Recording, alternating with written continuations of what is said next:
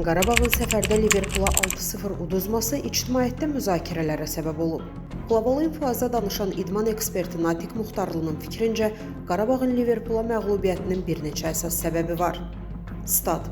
Birinci və ən önəmli səbəb çempionatlar arasındakı fərqdir. Bu fərq meydanda açıq şəkildə hiss olundu.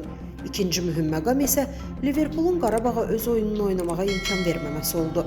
Qarabağın ən böyük üstünlüyü cinahlardan gələn hücumlardır. Cinah müdafiəçilərinin hücuma qoşularaq cərimə meydançasına asmalar etməsi bu komandanın əsas silahıdır. Elvin Cəfərquliyev və Silvanın aktivliyi ilə yadda qalan Eintrachtla oyunu xatırlamaq kifayətdir. Liverpul cinahları tam bağlamışdı.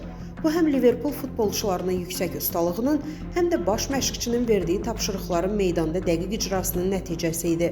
Qarabağın məğlubiyyətinin əsas səbəbi isə ənənəvi oyun sistemini tətbiq edə bilməməsi oldu. Bunun günahı birbaşa Qarabağda deyil. Əsas səbəb Liverpulun rəqibinə öz oyununu oynamağa imkan verməməsidir. Qarabağ öz oyununu oynaya bilməyəndə bu komanda təsir gücünü itirir. Məhz bu amil məğlubiyyətin əsas səbəbi kimi qiymətləndirilməlidir. Statın sonu. Əziz izləyicilər, xəbərlərdən məlumat əldə etmək üçün kanalımıza abunə ola bilərsiniz.